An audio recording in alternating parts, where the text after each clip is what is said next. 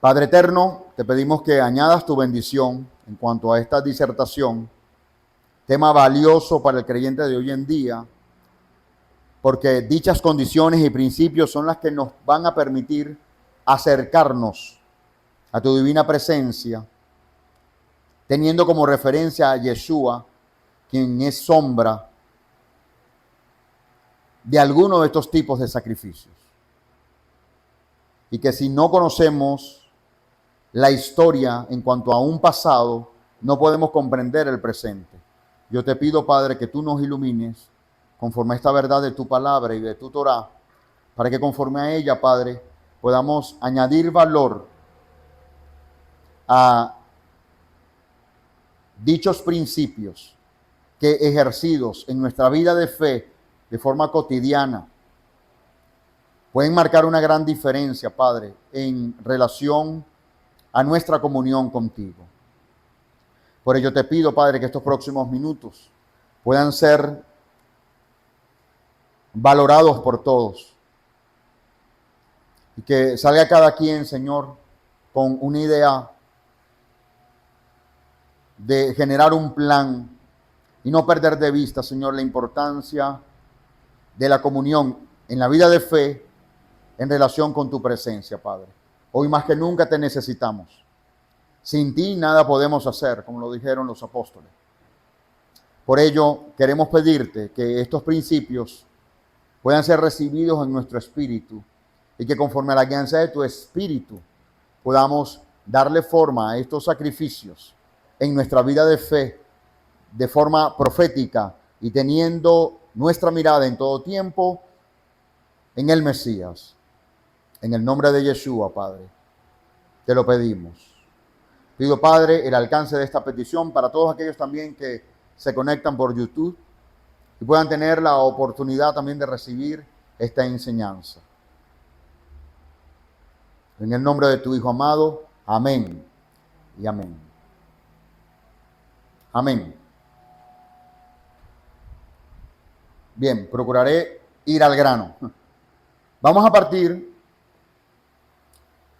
de la definición de un sacrificio y con ello luego comprender la variedad y categorías de sacrificios que existen descritas en las Escrituras, específicamente en la Torá y mucho más específico en el libro de Vaikra, Levítico, en el rollo de Vaikra. Definición de sacrificio. El término sacrificio proviene del hebreo corbán. Y corbán se refiere a una variedad de ofrendas para ser sacrificadas. Ofrendas partiendo del hecho de que alguien, un individuo, entrega delante de la presencia del Eterno algo que el Eterno pide. Y ya vamos a ver qué es o qué pudiera pedir el Eterno en función al tipo de ofrenda. ¿Para qué? Para ser sacrificadas. Descritas, ordenadas y explicadas tanto en la Torá como en el Tanaj, refiriéndonos a la Biblia, que eran ofrecidas por los israelitas antiguamente y en su lugar por los sacerdotes, Kohanim en hebreo y en plural, en el santuario. Corbán deriva de la palabra raíz, karó. Hay algunas líneas de fuentes hebraicas que también la traducen como karaf. Karov o karaf traduce como acercamiento, venir a Dios, acercarnos a Dios. El punto es que, y como lo veíamos en el cortometraje, es que cuando acontece un distanciamiento entre el ser humano y el Eterno por causa de alguna impurificación y entre ellas el pecado o la transgresión, la única manera de acercarnos al Padre es a través de un sacrificio. Ahora bien, en cuanto al plan de redención y a la salvación de nuestras almas, nosotros alcanzamos misericordia y oportuno socorro es a través del sacrificio de nuestro Mesías. Amén. Todos, por lo menos acá en la audiencia, acá a nivel presencial, tenemos claro ese concepto, mis amados. Todos por ella tienen claro ese concepto, que a través de Jesucristo, el Mesías, a través de Yeshua, HaMashiach, tenemos el sacrificio perfecto que nos permite acercarnos a nuestro Padre. ¿Todo lo tenemos claro por allá en el fondo? ¿Sí? Ok. Si todo lo tenemos claro, no me voy a detener tanto en ese principio tan importante de lo que trata el plan de redención. ¿De acuerdo? Porque vamos a ver una variedad de sacrificios y uno de ellos en particular tiene vinculación de forma directa a nivel profético con la muerte de nuestro Mesías. Aunque en un sentido, en el plan de redención, la muerte del Mesías va referida incluso, a mi modo de ver, a todos estos sacrificios. ¿Ok? Entonces, para puntualizar con esta primera idea, que no debemos perder de vista, porque al tratarse de sacrificio, cualquiera que escuche la enseñanza de forma incompleta pudiera creer, hey, estos enseñan acerca de los sacrificios porque como que pretenden, o ellos como que practican presentar sacrificios al Eterno. Entonces, quien juzga de esa manera puede creer también que no estamos creyendo en el sacrificio perfecto que fue nuestro Mesías. Por ello la importancia de acotar y destacar este importante aspecto dentro de lo que es el plan de redención. Entonces no es así y por ello de entrada me enfoco en la muerte y resurrección de nuestro Mesías, su muerte. Su muerte es un tipo de sacrificio que nos permitió eterna redención y que te acepta el perdón de pecados tantas veces tú peques a lo largo de tu vida. Ahora, entiéndame por favor y hago un asterisco de esto. No significa con ello de que yo voy a vivir mi vida de forma libertina y deliberada, ¿me explico? Para acudir al sacrificio del Eterno, al sacrificio del Mesías para acercarme al Eterno y alcanzar redención. No es así como funciona. Entonces, esto genera otra pregunta. Bueno, Rojo, y si no es así, ¿significa que después que Él me perdonó, si yo peco ya no alcanzo más perdón? No, tampoco. Tiene su lugar y en el despliegue de esta enseñanza ampliaré el detalle. Entonces, no podemos irnos a los extremos con respecto al sacrificio por el perdón de los pecados. Una vez más, reitero y me explico. Cuando no conocíamos al Eterno y estamos separados de Él, fue a través del Mesías por la que pudimos alcanzar salvación, redención, primeramente. Redención y poder optar por vida eterna. Ahora, de allí en adelante mi vida no es perfecta. Y como no es perfecta, en la rectificación de mi alma, a lo largo de mi vida, eventualmente voy a requerir de su perdón porque no voy a ser perfecto. Ahora, cuando recurro a Él pidiendo perdón, ¿soy perdonado? Amén, soy perdonado. Pero no lo estoy haciendo de forma deliberada. Lo estoy haciendo a consecuencia de la debilidad de mi carne y de mis luchas internas en el deber ser por querer no pecar. Y esto acá es bien importante porque el escritor a los Hebreos declara que una vez que se incurre en la transgresión, después de haber reconocido, quien hace eso pisotea la sangre del Mesías. ¿Han leído ese texto? Esa cita bíblica. Pido por favor, mientras avanzamos, me ubiquen ese texto en el libro de Hebreos. En la carta a los Hebreos aparece esta porción.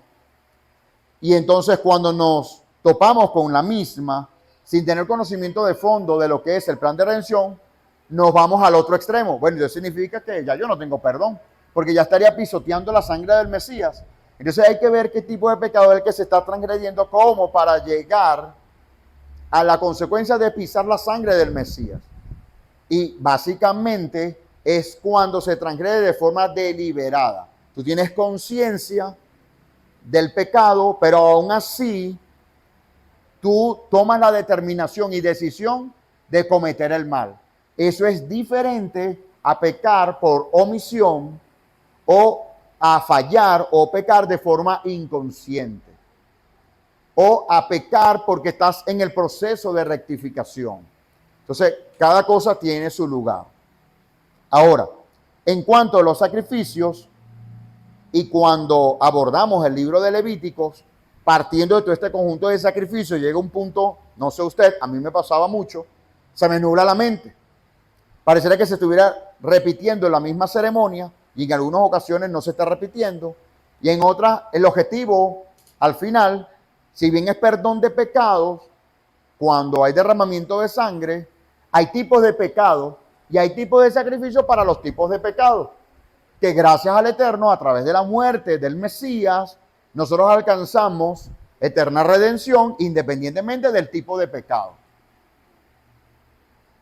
Ok, entonces, partiendo de este hecho, ¿cuáles serían las preguntas más frecuentes que se nos puedan presentar? Describo alguna de ellas. ¿Por qué los sacrificios de animales? Porque hay diferentes tipos de sacrificios. ¿Y qué implicaciones proféticas y espirituales pueden tener estas en nuestras vidas? Preguntas frecuentes que se nos puedan presentar. En algún momento, cuando iba a enseñar de este tema, surgió en medio de la audiencia online alguien que es fiel defensor y protector de los animales. Y el tema de entrada chocó con la persona. ¿Cómo que de sacrificio de animales? ¿Cómo entender eso si los animales son creación de Dios? Y además de ello, están muriendo de forma inocente, según estos relatos. Y bueno, tuve que abrirme todo un espacio aparte, luego de la enseñanza, para explicarle a la persona por qué razón era así, por qué razón fue que el Eterno lo decidió así, y cuál era el lugar que tenían estos animales particularmente para ser sacrificados en lugar de nuestras propias vidas como seres humanos, que ciertamente éramos reos de muerte y que a través de la muerte de estos animales se pudo alcanzar redención en ese momento. Aspectos sobresalientes. A causa de la maldad, el ser humano es reo de muerte, pero Dios crea un medio de sustitución para que otro muriera en su lugar. A este proceso le denominamos propiciación. Y lo confirmamos también en el cortometraje introductorio que compartimos previo a esta disertación. El corbán, sacrificio, se presentaba por impulso espontáneo y voluntario como signo de alegría y gratitud o para cumplir una designación obligatoria, ya sea para una festividad o expiación de pecados. Entonces, esto es importante, mis amados.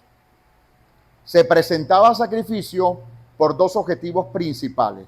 La primera, por impulso espontáneo y voluntario, como signo de alegría y gratitud. Y la segunda, por una designación obligatoria, una instrucción que el Eterno había dictado para que se presentara en una convocatoria o por expiación de pecado que era de carácter obligatorio. Importante tener claro estos dos escenarios.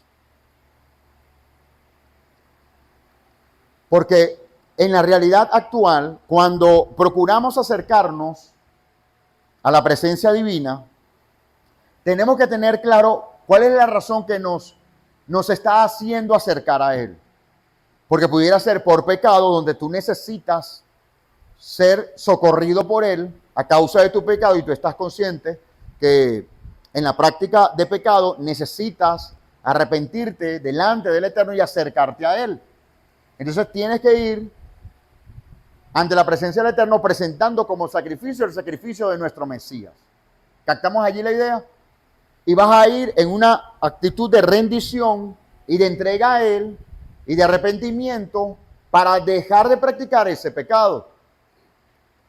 Pero no es el único. Creo que a nivel religioso se nos enseñó a acercarnos al Eterno solo por esta vía. Hay un primer escenario y es formidable, mis amados, y debemos agregarle valor. Tiene que ver con la espontaneidad y partiendo de nuestra voluntad, el acercarnos a Él por un motivo de alegría y de gratitud. Y aquí mi primera invitación. Cuando nos acercamos a Hashem, sobre todo en tiempos de Shabbat, debemos hacerlo partiendo de la gratitud. Deberíamos hacerlo desde la gratitud. Amén. Reconociendo lo que Él ha hecho en nuestras vidas, sus bondades, sus obras, sus señales, sus prodigios, sus señales a nuestras vidas. Eso cambia por completo nuestra actitud de acercamiento a Él. y es grato acercarnos a Él de esa manera. La mayoría de las religiones, gracias, la mayoría de las religiones profesan y modelan una actitud de acercamiento al Eterno solo de rendición o de arrepentimiento por el pecado. Eso no está mal, pero no se limita solo a eso, sino que hay un primer escenario que tiene que ver con la alegría, con la gratitud en tu corazón. Humanamente, en algunos corazones sucede que mientras mejor me siento, más me alejo del Eterno. Y esto es importante tenerlo claro en nuestras vidas, porque si mientras más alegre es porque me siento mejor o me siento bien. Pero si me siento bien, no contando con la presencia divina del Eterno, me puedo olvidar de Él.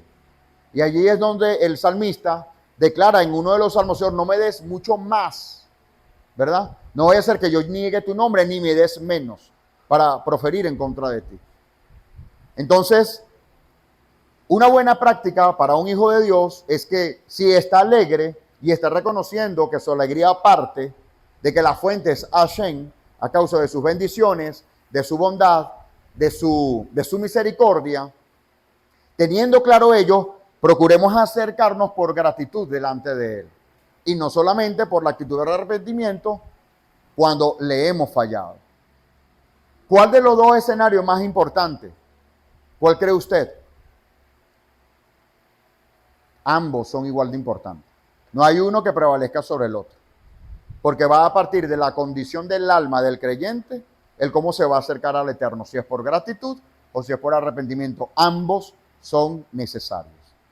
Ahora, el hincapié que quiero hacer es que cuando nuestras almas están en tormento, entiéndase ausencia de shalom, ¿sí? Y hay crisis almática por las razones que sea, por carencia de cosas físicas, materiales, espirituales, caemos en un vacío. Y en dicho vacío, en un sentido, y por favor no me malinterprete, es fácil tratar de acercarse al Señor. Porque tú te estás acercando a partir de una necesidad. Y las religiones en el mundo entero, la verdad, es que enseñan la necesidad de acercarnos a Dios solo por el concepto de necesidad. Si hay algo que reconocemos en la Torá, y podemos tomarlo como ejemplo, en este caso de la vida judía, es que se acerca al Eterno no solo por necesidad, también se acerca al Eterno por gratitud. Amén. Y esa es la mejor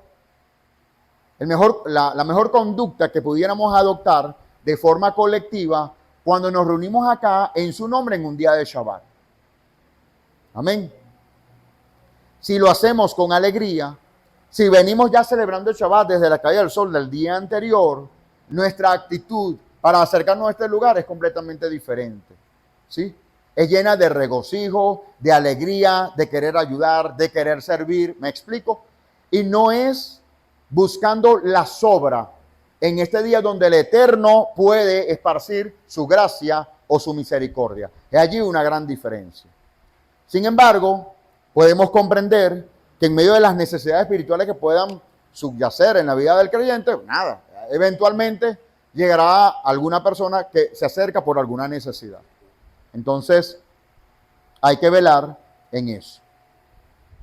Otra premisa por acá que quiero compartir es que el tipo de ofrenda para sacrificar dependía de los recursos con que contaba el ofrendante, pero estaban definidos los tipos aptos para tales fines.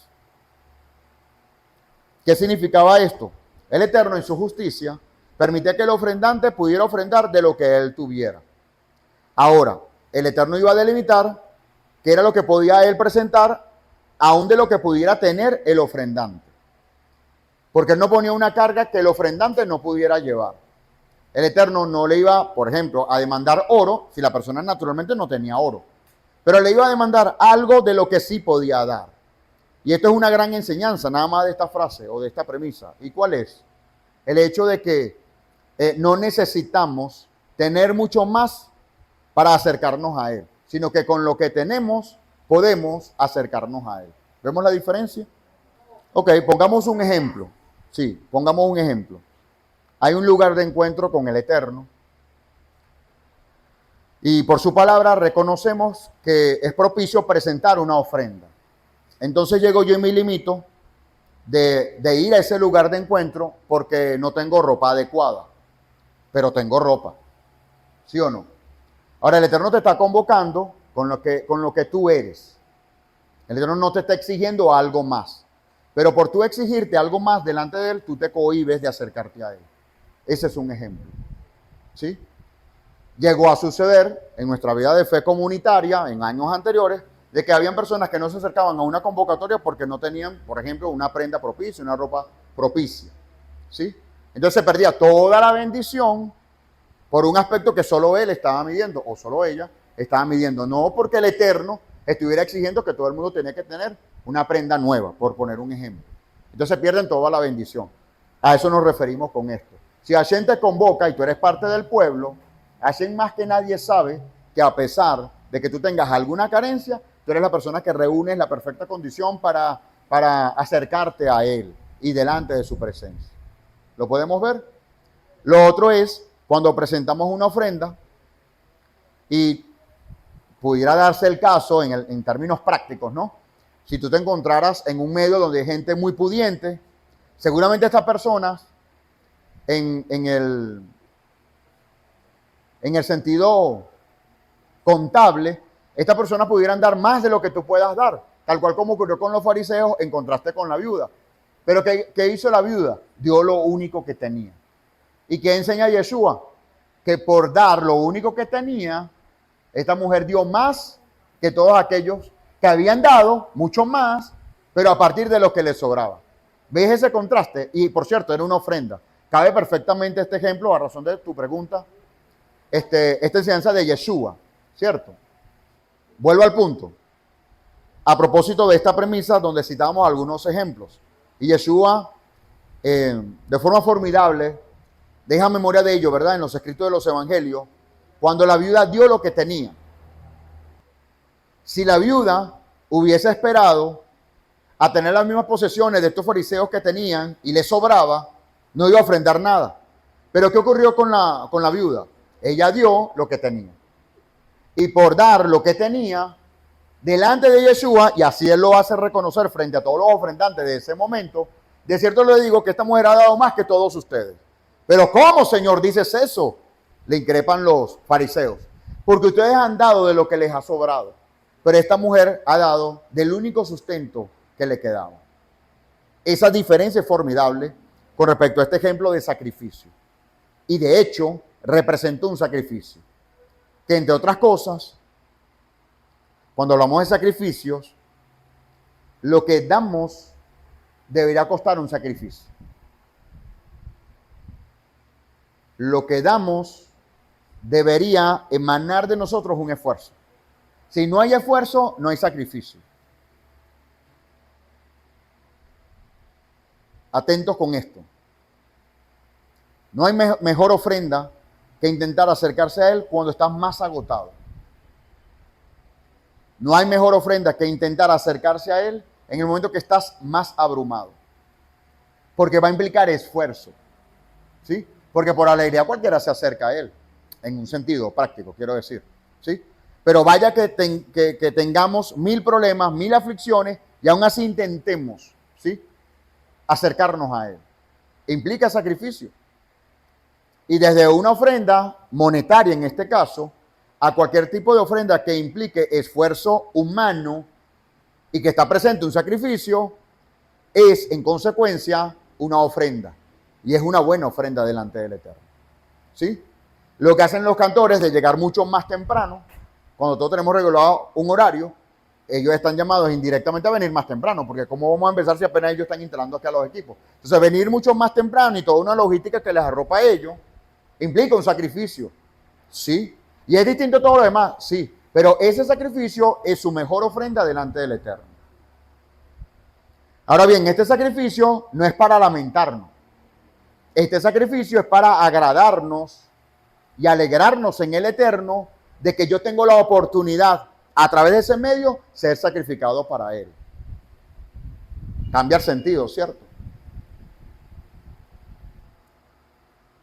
El que alaba al Eterno, lamentablemente la conducta que por costumbre y por cultura se acompaña es que debe ser reconocido, es el más importante, es que me están viendo a mí. Esos son los intereses normalmente de una persona que canta en la búsqueda de un reconocimiento del hombre. Pero el que está tras el reconocimiento del Eterno, y ni siquiera reconocimiento, simplemente servicio al Eterno, va a pasar completamente desapercibido. Y posiblemente pueda quedar hasta en el anonimato. Pero que lo hayas hecho para el Eterno, créanme, es el mejor de los sacrificios, tratándose de las alabanzas, que un cantor, un meshorer, puede presentar al Eterno. Aspectos sobresalientes. La concepción de los sacrificios puede ser malinterpretada por el animalismo. ¿Y qué es el animalismo? Algunas salvedades por acá antes de continuar con el tema. Es el movimiento que propugna la defensa de los derechos de los animales, basándose en una ética radicalmente empirista que convierte un sujeto de derechos a cualquier ser con capacidad para sufrir. Esta filosofía puede dañar el alma de una persona. El animalismo busca la protección de los animales. ¿Es malo o perjudicial defender a los animales, proteger a los animales? Por supuesto que no. Pero cuando nos referimos a animalismo como movimiento filosófico, sí, porque ellos lo van a elevar a otro extremo. Y van a añadir un valor que está fuera de las escrituras y fuera del valor que el Eterno, por diseño divino, constituyó en los animales. Entonces, si yo tengo un animal, voy a tener el debido cuidado sobre él, de forma digna. De hecho, para que sepan, los animales deben comer primero que nosotros. ¿Saben todo eso? ¿Y manejan ese principio? Ok, si usted tiene mascota en casa, las mascotas deben comer primero que usted. ¿Por qué? Porque las mascotas, porque usted es el señor de las mascotas. Usted es el administrador sobre las mascotas, creación divina del Eterno.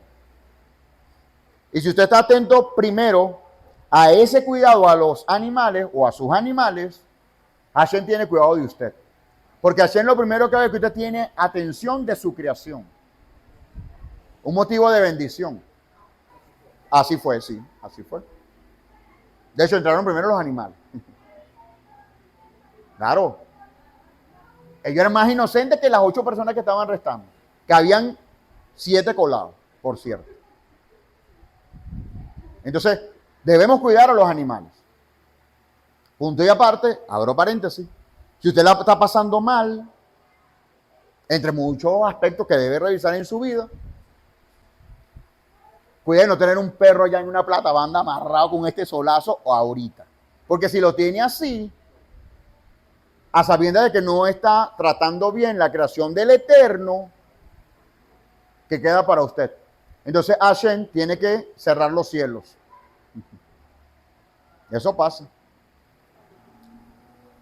Entonces, no es esa la idea, pero tampoco significa que en nombre de que no somos partidarios de esta idea, entonces abandonamos a los animales. A ese punto quiero llegar. El procedimiento de sacrificar un animal no era visto como un acto de salvajismo, sino una forma sagrada para derramar su sangre en expiación por los pecados y consumir su carne. No crea usted que acto seguido del sacrificio todo aquello se perdía, no, o era consumido en su totalidad al fuego, que era para un tipo de sacrificio que era completamente quemado al fuego, o se aprovechaba la carne. Si había alguien que consumía proteína era el pueblo de Israel. Era una parrilla, véalo así. Se consumían toda esa carne, entonces había provecho de toda esa carne, ¿sí? No había una acción sádica, ¿sabes? De matar el animal y abandonarlo y dejarlo allí tirado. No. Se sacrifica para que su sangre fuera derramada y por ella pudieran expiarse los pecados del ofrendante. Esa es una condición. Pero se aprovechaba su carne para ser consumida, para alimentarse.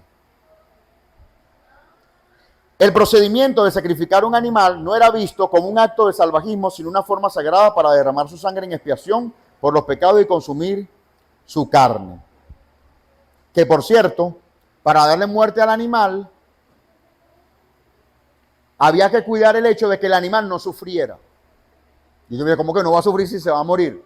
Parece increíble, pero ya está comprobado hasta científicamente que si se ejerce el método cuidadoso, ¿sí?, de degollar al animal, en fracción de segundo el animal no muere. Es como que si se quedara dormido de un momento a otro. ¿Ok? Y este procedimiento se le conoce como shejitá, que es una faena ritual, una forma de matar al animal de manera tal que él no sufriera. Y esto tiene un gran impacto, amados. Y para el momento que dictaba esta enseñanza en otro espacio, así hincapié en lo siguiente. Muchas de las polleras beneficiadoras en el país en la actualidad, sus dueños son árabes. Y un amigo o conocido pues del trabajo, de un trabajo anterior, llegó a trabajar con ellos y llegó a viajar hasta Arabia Saudita para conocer todas las prácticas de todos estos árabes. En su mayoría, estos árabes son musulmanes. Y ellos también tienen una faena ritual, ¿ok? Y procuran a su máxima expresión que el animal no sufra. Y a partir de ese hecho, se han inventado métodos para que de forma,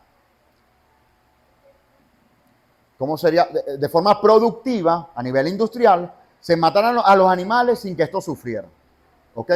Entonces, hoy en día existen diversos métodos, descargas eléctricas súbitas, por ejemplo, algo así como especie de unas guillotinas, unas herramientas punzantes que dan en el sitio exacto de la yugular para que muera de forma instantánea. Lo cierto es, ya lo que voy es que en la medida que el animal no sufre, su carne no sufre. Escuche esto, su carne no sufre y en consecuencia no se altera el sabor de la carne. Por el contrario, cuando se mata el animal de forma incorrecta y exponiendo al animal a una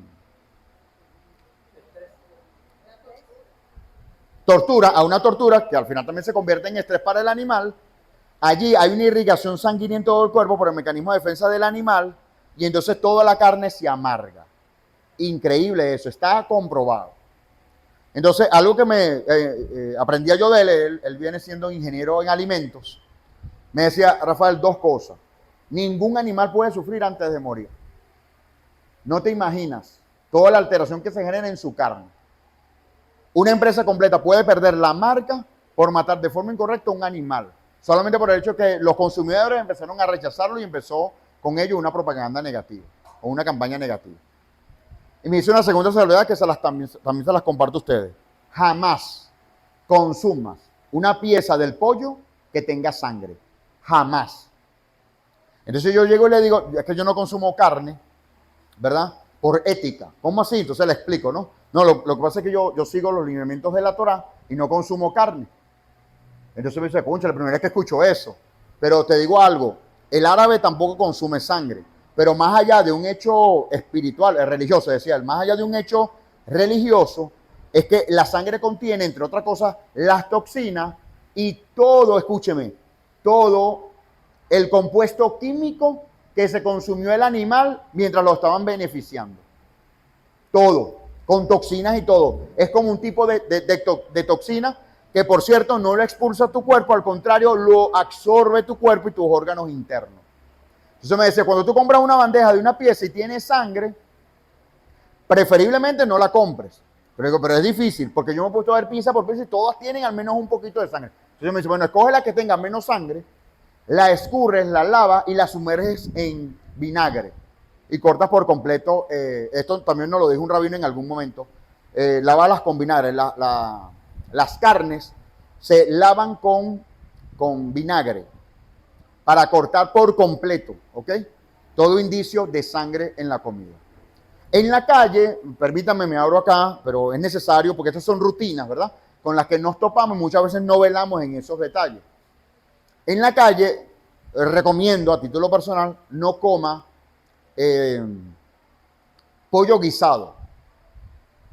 Mire esto.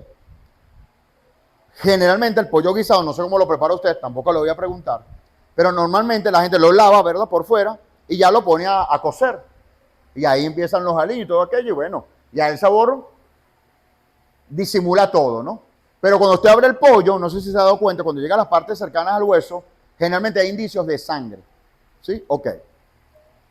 Si usted lo va a preparar, si lo hace así, bien. Si no lo hace, no se sienta juzgado. Es una buena práctica que le recomiendo. Lávelo muy bien y desprece las partes de hueso, desprésala muy bien y la lava en vinagre para que no haya indicio de sangre. Lo mismo pasa con el pollo rostizado. Se fríe el pollo por fuera, toda una cobertura, pero la parte más magra, sobre todo así con la pechuga, cuando llega a la parte cercana al hueso, siempre queda indicios de sangre. Preferiblemente no lo coma. Entonces, mire esto. En esta experiencia, o con esa experiencia, lo ideal no es que está prohibido comer pollo guisado. Cuidado con esto. No es que está prohibido comer pollo guisado, sino que hay que saberlo preparar. Si usted está en la calle y no sabe cómo lo prepararon, entonces mi recomendación es evite, en lo posible, no comer pollo guisado si está comiendo en la calle. A eso es a lo que me refiero. Hace unos meses me encontraba yo en el comedor de la empresa y había un pollo así rostizado que a la vista se veía muy sabroso. Y llamó a la cocinera hacia aparte. Digo, disculpen, permítanme hacer una pregunta en confianza. Sí, díganme, señor Rafael. Ustedes cuando sacan las piezas de pollo, las descongelan, ¿las lavan bien? Ni siquiera le dije en vinagre. ¿Las lavan bien? O después que están a temperatura ambiente, las sumergen de una vez en aceite. No, de una vez en aceite, señor Rafael. Si nos ponemos a lavarlas, todo nos agarra el almuerzo. La gente se queda sin comer. ¿En serio? Sí, en serio. Pero tranquilo que el fuego mata todo. Mata todo lo que está superficialmente en la carne, lo que está dentro de la carne no. Y si hay indicios de sangre, jamás va a matar el fuego o las altas temperaturas en el aceite, esos indicios de sangre. Entonces, aspectos a cuidar. ¿Ok? Aspectos a cuidar. Entonces, a lo que quiero llegar, y discúlpenme porque me dispersé por un momento, pero mi énfasis acá es que el animal que era sacrificado no sufría. Escúcheme, el animal sacrificado no sufría, porque era una muerte instantánea. Ok. El procedimiento llamado shejitá, en el cual la garganta del animal es rápidamente cortada, es un corte exacto y sin dolor, con un cuchillo perfectamente filoso y liso, llamado halaf. Y es realizado por un especialista, no es cualquier persona que lo hace. Y a esta persona se le llama shohet. Es una persona altamente entrenada, cuidadoso de la Torá y temeroso del Eterno. Un animal que muere o es matado por cualquier otro medio no es kosher. Está prohibido en la escritura comer la carne arrancada del animal mientras éste esté vivo. Aparentemente era una práctica de la antigüedad que cortaban una parte del animal y dejaban que todavía quedara vivo como que para administrar el corte, pues no comérselo todo de una vez. Imagínese usted tal gracia, ¿no? Génesis 9:4 afirma este punto que está acá. Ahora hablemos de los tipos de sacrificios. Existen varios tipos de korbanot, así se le llama al corbán en plural, o sacrificios. Pero en forma general se subdividen en 5 categorías principales, como lo son corbán olá, corbán minjá, corbán shelamin, corbán hatat y corbán asham. Todos ellos aparecen descritos en la porción de Vaikra, ¿verdad? Voy a la traducción: sacrificios de holocausto, sacrificio vegetal, ofrendas de paz, ofrendas por el pecado, purificación, y por último la ofrenda por la culpa o reparación. Bien, vámonos ahora a las características de estos tipos de sacrificios. No sin antes mencionar que en la antigüedad se registraban cerca de 70 tipos de sacrificios. Hablo de 70 tipos de sacrificios según el tipo de pecado o de restitución que debe hacer el ofrendante. Pero básicamente las categorías de las cuales se derivan estos 70 tipos de sacrificios eran estas 5 categorías que estamos mencionando ahorita, como lo es corbán olá, minjá, shelamin, hatat y asham. Ahí están las citas bíblicas, quienes estén tomando nota, para que puedan ver su referencia bíblica. Y nos vamos a las características de los sacrificios. Levítico 1:3. La ofrenda podía ser un becerro, un carnero o ave sin defecto. ¿Por qué el Eterno daba estas alternativas? Entre un becerro, un carnero o un ave. Porque en función a la posibilidad económica del ofrendante, podía ser cualquiera de estas tres con el mismo objetivo de esta ofrenda olá, ¿sí? De esta ofrenda quemada o de holocausto. Se colocaban las manos sobre la cabeza del sacrificio, luego se degollaba, la cabeza y el sebo, es decir, la grasa, eran colocados sobre los leños, encendidos sobre el altar. Las entrañas y las patas eran lavadas y quemadas. Implicaciones espirituales. Que el ofrendante colocara las manos sobre la cabeza del sacrificio implicaba que era para generar empatía por el animal, sabiendo que dicha muerte debía sufrirla él por causa de su pecado. ¿Sí lo estás viendo? Los pensamientos y los excesos materialistas deben ser consumidas por el fuego. En esto se representa el sebo y la cabeza del animal, que eran consumidas completamente al fuego. Por cierto, la cabeza del animal, en una cocción normal al preparar un animal, no debe consumirse. Sé que hay gente que hasta se consume eso. Bien. Las emociones y el comportamiento del individuo deben ser purificados. Por eso se lavaban las patas del animal. Y luego se quemaban, y también las entrañas, las vísceras. Tampoco se consume vísceras. ¿Por qué me ven así? ¿Consumen eso? Bueno, tomen de su decisión, pero... Una vez estaba en una carnicería con Azarela, tenía como 5 años. Y entonces ellos ponían de exhibición las vísceras, pues. Para ellos un orgullo. De verdad que, bueno, particularmente eso jamás me seducía a quererme comer aquello. Aquello generaba era repulsión. Y mira, se le queda viendo a cada cosa, ¿no? Mamá, ¿y qué es esto? Ah, eso es lengua de vaca. ¿Y qué es esto? Esos son los ojos del toro. ¿Y qué es esto? Y así, ¿no? Y después de un momento ella me ve a mí y me dice, papá, ¿de verdad la gente se come eso? Sí, hija. Y hay gente que lo ama. Lo ama. ¿Me comprendes, hija? Lo ama.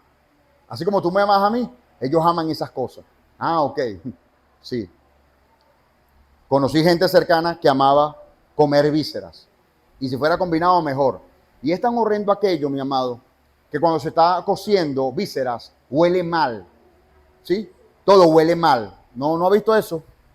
Huele mal. ¿Por qué? Porque estás preparando las vísceras. ¿Sí? Lo que contiene lo impuro del animal. Bien, continúo. Vámonos a la ofrenda de vegetales. Se encuentra en Levítico 2:1. Eran de granos, flor de harina, incienso, pan cocido sin levadura, sal, y no estaba permitido la levadura y la miel. La levadura representa la soberbia y el orgullo, mientras que la miel, el honor y la recompensa. Dios espera de nosotros que nos presentemos sin la soberbia y sin el interés de buscar una recompensa. Escuche eso, amado, esto es poderoso, ¿sí? Porque hay gente que sirve, pero buscando la recompensa o buscando el reconocimiento. ¿No hay algo que el Eterno no deteste? Entre otras cosas, como eso. Esa actitud no es aprobada por el Eterno. Y es por esa razón que el Eterno nos expone a diversos procesos para que nosotros finalmente presentemos en algún momento una ofrenda delante de Él que no tenga miel ni tenga levadura. ¿Qué tal? Hay gente que se baña en levadura, ¿sí? Buscando el reconocimiento. La levadura representa la soberbia y el orgullo, el honor o la recompensa. Vámonos a la característica de la ofrenda de paz. Levíticos capítulo 3, versículo 1. Se presentaba cualquier animal del ganado sin defecto, así como panes, tortas y hojuelas. Habían otras alternativas, tortas y hojuelas. Porque había gente que no criaba animales, no tenía el animal, pero tenía, en este caso, siembras de trigo o de cebada, y con ellas preparaban la harina y asimismo también cocían tortas y hojuelas. Estas ofrendas eran consideradas también como ofrendas de comunión y o reconciliación. Su fin era reconciliarse, igual que la ofrenda olá. Pero en la ofrenda olá se entregaba todo, se quemaba absolutamente todo. Y eventualmente, en nuestra vida de fe, el Eterno va a exponernos a demandas de sacrificio. Pero dentro de esos sacrificios, puede que te esté exigiendo en un momento dado, te esté demandando una ofrenda olá. O sea, el darte por completo. El rendir tus pensamientos. El rendir tus emociones. Y el rendir esto no es que ya dejas de pensar. No es que ya dejas de sentir. Cuidado, no. Lo siento, pero lo rindo a ti, Señor. Tengo el pensamiento. No vivo en él, pero me llega el pensamiento. Lo rindo a ti, Señor. Esto tiene implicaciones espirituales poderosas, mis amados.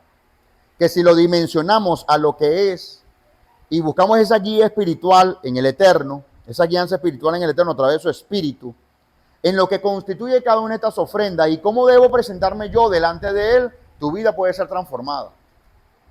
Esto es real. Esto cambia, amados, por completo tu vida y la percepción de tu vida. Si usted está en un área calurosa, altamente calurosa, y luego entra a un ambiente con aire acondicionado, ¿cómo siente ese frescor, verdad? ¿Cómo sientes ese contraste? Es hasta agradable, ¿cierto? Lo contrario, tú estuviste todo el día en aire acondicionado y luego pasas a un lugar caluroso. Genera un contraste que tú notas allí la diferencia. Si me permiten el ejemplo, y lo traigo a colación, a propósito de darle una idea a usted de cómo usted pudiera percibirse, guiado por el Eterno, en presentar en algunos de estos tipos de ofrendas o de sacrificio, que tu vida cambia. Tú te acercas al Eterno con mucho calor intenso, pero sales de su presencia o por un momento te alejas de ese lugar de comunión y sales con un frescor en tu alma. Eso lo puedes percibir en el espíritu. Hay una diferencia de la percepción de tu vida cuando tú te acercas al Eterno. Y esto lo vas a experimentar cuando tú presentas ofrenda delante de Él. Amén. Quienes han experimentado el ayuno, más allá de la debilidad física al terminar el ayuno, ¿cómo se sienten esas horas próximas?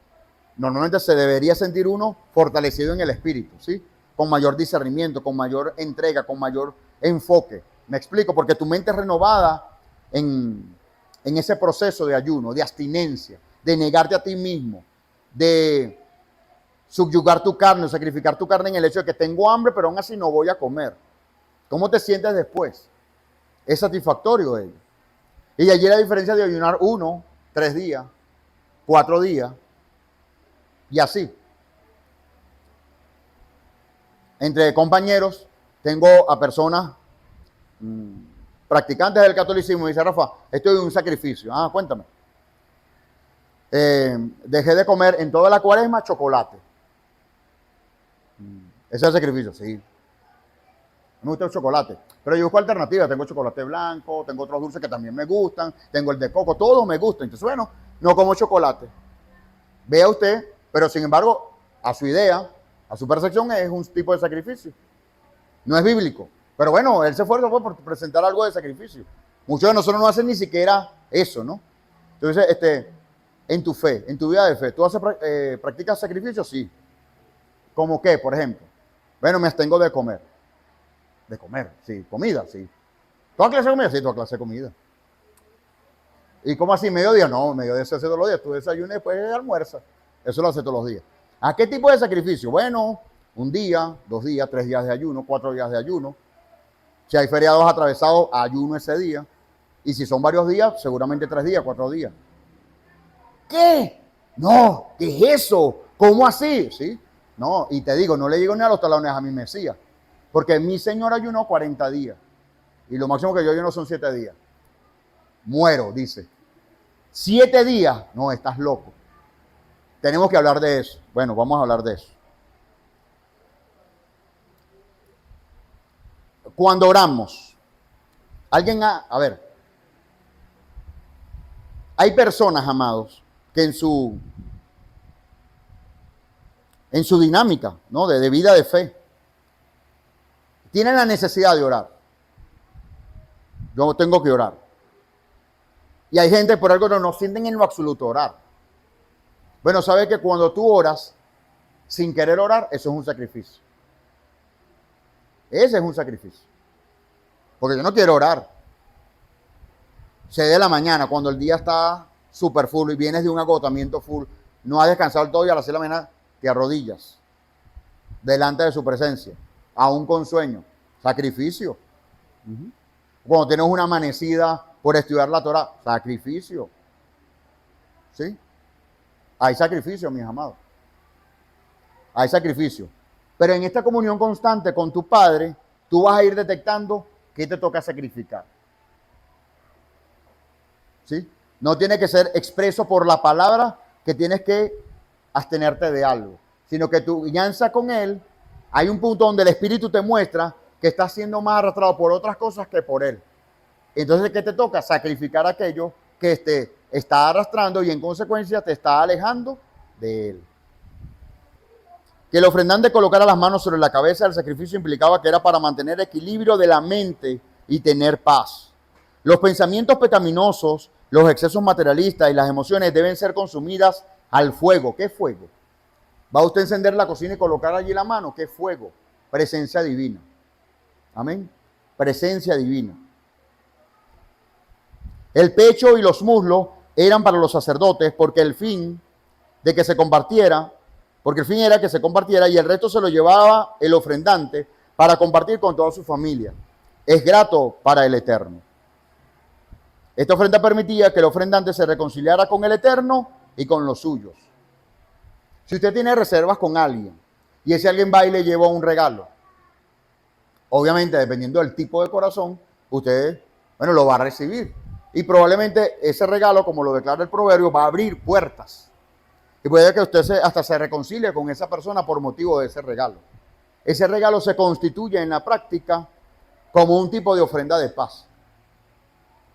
Inquiría yo en estos temas y todos ustedes pues que traen sus ofrendas de pan en este caso, ¿verdad?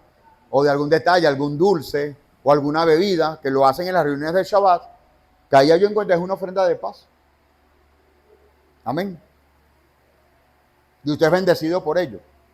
Entonces yo le invito, quítese la idea solamente de la contribución. Bueno, tenía y traje algo para colaborar o para contribuir. En el sentido social es eso. Está bien, pero trasciende. Ve delante del Eterno que tú estás presentando una ofrenda de paz por motivo a Él y por motivo a tus hermanos. Donde tus hermanos fueron beneficiados y tú también, porque tú también comes del pan que tú mismo trajiste. O del alimento que tú mismo trajiste. ¿Puedes dimensionarlo de esa manera? La ofrenda de los diezmos. Poner un reporte, sí, la 10ª parte, alguna transferencia, lo coloco en un sobre. ¿Qué tal si me detengo por minutos? Digo, Padre, estoy diezmando a partir de un 100 que tú me diste, cuando no lo esperaba. Wow, esto es un motivo de bendición, ¿no? Y entonces hago mi apartado, lo anoto y lo presento delante del Eterno. Diezmar, diezmarás. Y en medio de la alabanza, en medio de su presencia, tú vas al alfolí y presentas tu ofrenda. Ve cómo cambia la actitud. Que no lo hagas con carrera. Que no lo hagas sin haberlo presentado previamente a tu Padre. Que no lo hagas meramente por el compromiso. Porque como tú eres responsable y eres tamaño del compromiso, y este es un compromiso delante del cielo, yo cumplo por ello con un compromiso. ¿Qué tal si trasciendes a eso y lo haces realmente con la gratitud real de que tú estás dando una 10ª parte de un 100 que el Padre te dio? Cambia, ¿verdad? La perspectiva cambia. Pero esos detalles los vamos a ver en la medida que nos acercamos a Él. Y nos vamos a acercar a Él en la medida también que sepamos cómo presentar ofrenda delante de Él. Premisas importantes. Hasta ahora hemos expuesto sobre las ofrendas Olam, Minjá y Shelamim. Y estas 3 primeras se llevan de forma voluntaria, solo por gratitud y por amor al Eterno. Estos sacrificios conllevaban a la consagración y reconciliación del ofrendante. Característica de la ofrenda por el pecado, el Korban Hatat, ofrenda por el pecado. La muerte de Yeshua fue un Korban Hatat. Si usted le preguntan, mira, ya que Jesucristo murió por nosotros como un tipo de sacrificio, en función a los sacrificios que aparecen en el Antiguo Testamento, ¿cuál fue esa muerte? Usted le va a decir Korban Hatat o sacrificio Hatat, por el pecado, porque Él murió por nuestros pecados. Amén. Esto es importante conocerlo, amado. Yo llegué a esta comprensión como a los 5 años después de haber conocido al Eterno. Me dicen que Él había muerto por mí y lo acepto. Pero su razón de ser, ¿de dónde venía la idea de que tenía que ser en un madero y de esa manera? Y que él era el Cordero de Dios. ¡Wow! Yo no entendía eso. Pero bueno, yo colaboraba y yo seguía la ruta, ¿no? Pero yo no tenía claro el concepto. Hasta 5 años después, que poco a poco, profundizando, llego al tema. Llego al sentido del sacrificio del Mesías. No sé si a usted le pasó. Levítico 4, del 1 al 3. Que el ofrendante pusiera las manos sobre la cabeza del sacrificio implicaba que era para expiar los pecados cometidos por los pensamientos. Los pensamientos pecaminosos, los excesos materialistas y las emociones deben ser consumidas al fuego, a la presencia divina. Las emociones y el comportamiento del individuo deben ser purificados. Se arrojaban las cenizas en un lugar puro. Características de la ofrenda por la culpa. Corbán Asham. Por la culpa o por la reparación. Si la persona hubiese pecado cometiendo falta en algún precepto que eran prohibidos hacer, él no sabía y pecó, se haría responsable. Levítico 5:17 nos da referencia de esto. Se presentaba un carnero sin defecto o podía ofrecer dinero según el daño ocasionado. El desconocimiento de la ley no lo eximía de cumplirlo. Características de las ofrendas por la culpa. La Biblia considera que el hecho de perjudicar al prójimo dolosamente o de forma fraudulenta es como un delito delante de Dios. Escuche esto. El hecho de perjudicar al prójimo implica un delito delante del Eterno. Vea usted hasta dónde tenemos que cuidarnos nosotros, hasta con nuestro propio prójimo. Amén. No alcanza con devolver a pagar lo robado y resarcir con ello al afectado, sino que además se debe pedir perdón al Eterno. ¿Qué hace nuestra cultura? Le pide perdón al Eterno y pues no ha pasado nada. Que hemos enseñado acá y nos hemos esforzado por modelar. Le haces daño a alguien y en función a ese daño también restituye lo que le has dañado. ¿Ok? Conclusión. Para que el pecado sea perdonado, además de la sanción correspondiente, requiere la confesión del pecador y su sincero arrepentimiento. Es necesario la confesión, mis amados. En la religión se nos enseñó que se confesaba solo delante del Señor. Y en un sentido es cierto. Pero eventualmente, ciertas ataduras de pecados debes confesarlas delante de los hombres. Evidentemente no delante de cualquier hombre, pero sí delante de alguien que sea una autoridad espiritual. Ejemplo de ello lo vemos en la misma escritura, cuando ellos al presentar estas ofrendas por causa del pecado, ellos se acercaban al sacerdote y delante del sacerdote confesaban su pecado.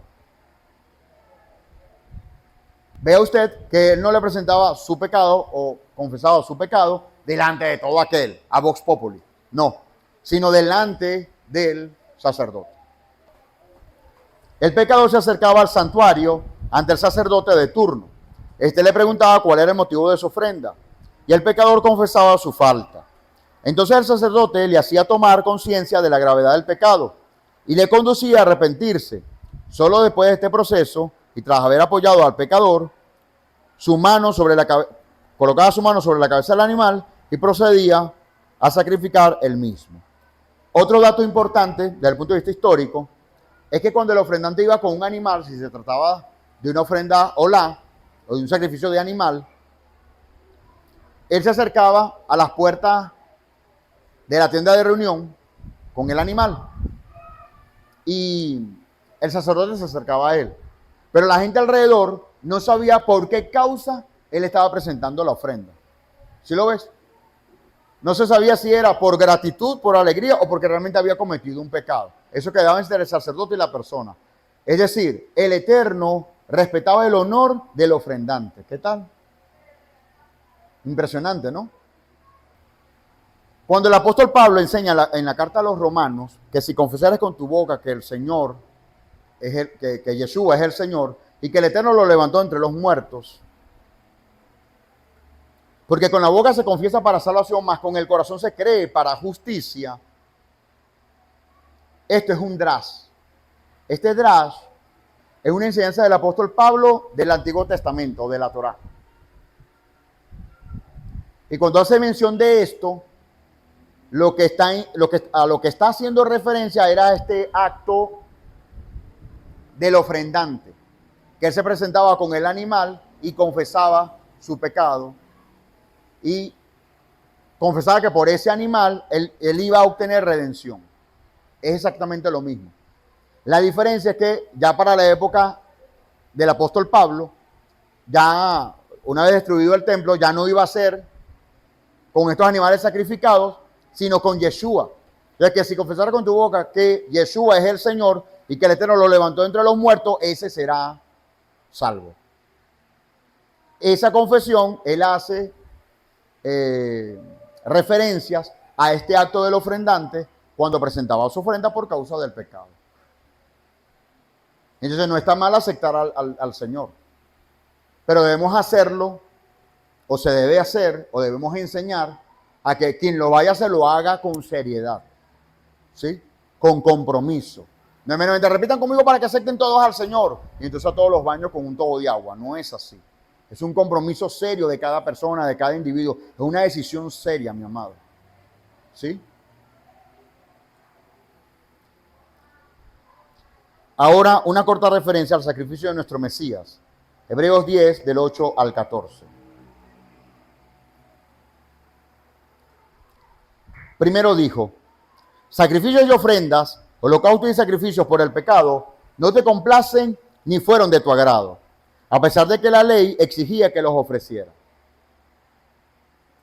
Voy a detenerme acá y voy a leer Hebreos 10, 26, que fue la cita que habíamos mencionado en la introducción. Permítame un alto acá, porque luego debo correlacionar acá varios aspectos. Porque si continuamos pecando deliberadamente después de haber recibido el conocimiento de la verdad, ya no queda sacrificio alguno por los pecados, sino que cierta horrenda expectación de juicio y la furia de un fuego que ha de consumir a los adversarios. Cualquiera que viola la ley de Moisés muere sin misericordia, por el testimonio de 2 o 3 testigos.